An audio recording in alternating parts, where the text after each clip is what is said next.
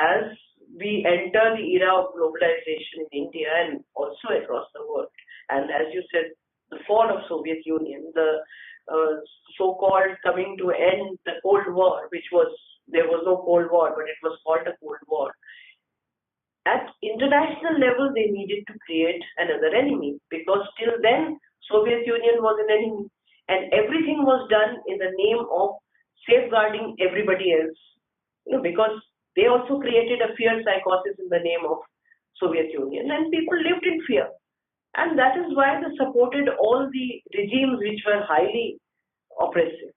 Now, after Soviet Union was gone, they needed to create another enemy. So, the Muslim was found to be the best target.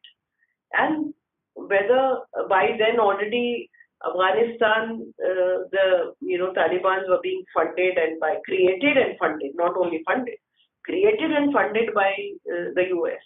Similar things were done in many, many, many countries, and we all know the history. I'm not very good at international relations, but Islamophobia became the, grew and grew at the international level, and India already had this streak and RSS, so they just utilized that. They utilized the whole thing of war on terror by using it here. They anyway hated the Muslims, but now their struggle became easier because they could now say, look at the Muslims across the world, which were, again, which was pointed out in a very wrong way. I mean, countries which are Muslim countries and which are very progressive and liberal, even they were pictured as very orthodox countries. So all that added to it, and of course, opening up of the economy, and with that, the interest of the multinationals and everything that all, and also that created a cultural vacuum also. You see, when we are opening, when we are globalized, and more ordinary people are losing jobs, and it is not the process of only losing jobs. We are also taking away the land, large amount of lands from farmers and other people, and they are getting uprooted. On one hand, you have thousands and thousands of people who are becoming uprooted. On the other hand, you have these kinds of goods which are coming in. And thirdly, you have the right-wing force. So their fodder for their hatred is already there. People are there, young people are there who don't have jobs, whose land has been taken away. And culturally, they have been uprooted. So they are as it is when you are not connected to your land or not connected to your, because of various so-called development projects, you have been uprooted and you have shifted to the city. You are rootless. In that position, it becomes very easy to target such people with that all your problems are because of the Muslims. All your problems are not because there are the economics is being done in a very bad way by your government and internationally, but your problems are because of the Muslims. So you just divert them, divert all the anger and all the frustration against the Muslims, and you have a full Bajrang Dal and Shiv Sena and young people joining them and taking up, because youth has energy. That energy has to be utilized somehow. So if it is not doing any constructive work, if it is not doing a job, then this is what they do. The progressive political parties and even the other secular political parties, they did not engage with ideologically with the growing communalism at all. They always thought it is on the periphery. And because they did not engage with it. And the other thing is that they looked at politics only through the lens of class. And it's only recently that they have started talking about the caste. But they thought that if we have fought the economic battle, if everyone is at par economically, if everyone is, has a job and has a decent job and a standard of living, then all these things would disappear on their own, which is a big mistake. Because even if we talk of Dalits, through reservation, Dalits, a part of Dalits have risen, there is no doubt about it. People who had studied, who got reservations, who were got into jobs, but that has not removed the discrimination against them. Even somebody who is a DIG or a senior police officer, a Dalit, When he goes back to his village, he cannot sit on the charpai with the Thakurs. He's not treated equally. In the cities, yes, in the cities we sit across, we eat together, but in the villages they're not. And in cities also, how many people are ready to, have intercaste marriages? There's still all kinds of honor killings happen. So we did not, the progressive parties did not understand what was happening in the country. And especially, they did, you see, the thing is that it's not that they did not engage at all. They engaged with the problem, but very superfluously.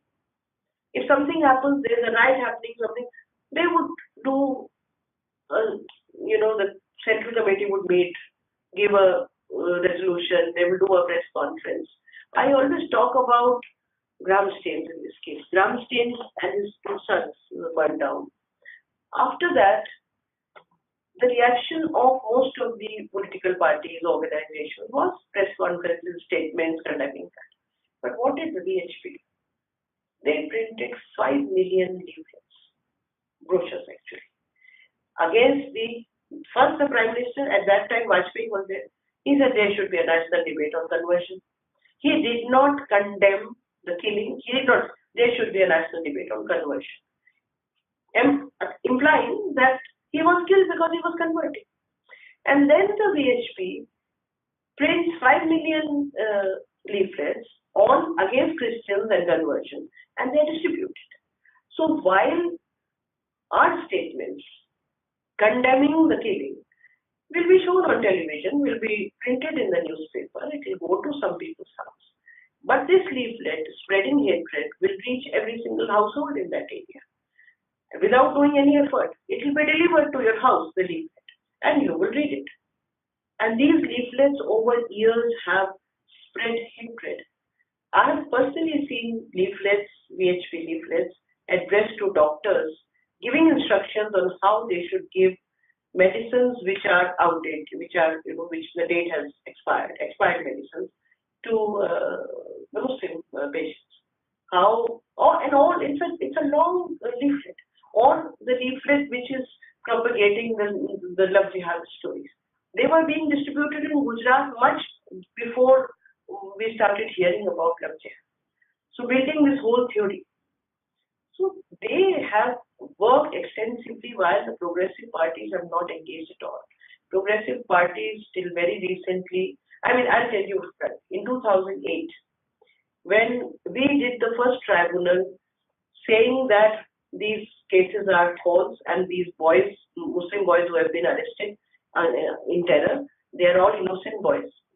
And this has been done by the right wing and by the agencies. We did that tribunal in Hyderabad. There was a lot of pressure from, this is under UPA, this is not BJP.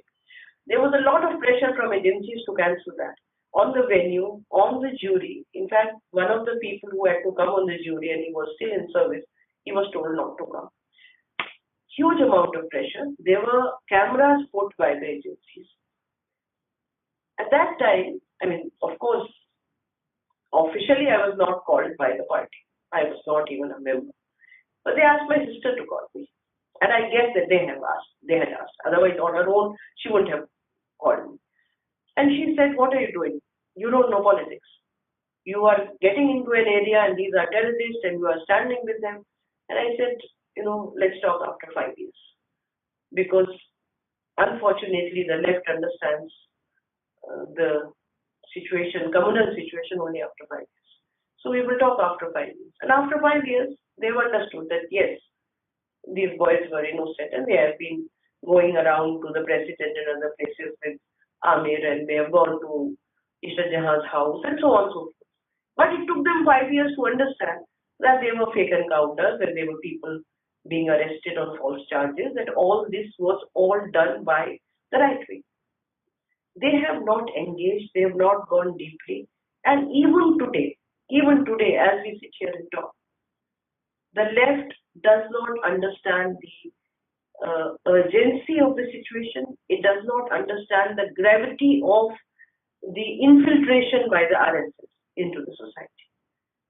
And I think that in today's India, Either you have to be working with, on this question, deeply engaged with communalism, or you have to have a Muslim name to understand what's happening, or you have to be probably a woman to understand what's happening. Unfortunately, left are both parties are highly patriarchal, upper caste men who do not engage with a lot of processes which are happening in the country.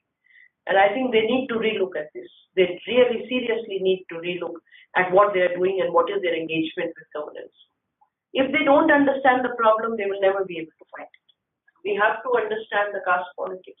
We have to understand the class politics, the major concerns between the poor and the rich, and the shape which they have taken, especially now. And class and caste is cross-cutting if you look at that.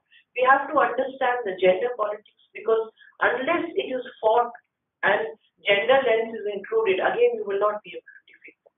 And gender is a major site for conflict with the fascist force. And I believe that even if the fight was done from the gender perspective, we can achieve a lot.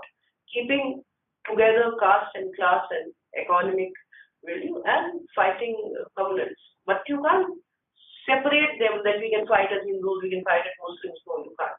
It has to be fought on the principles of the Indian Constitution, on the principles of equality, fraternity, and justice. That is and if you fight it on that, then all these questions have to run simultaneously.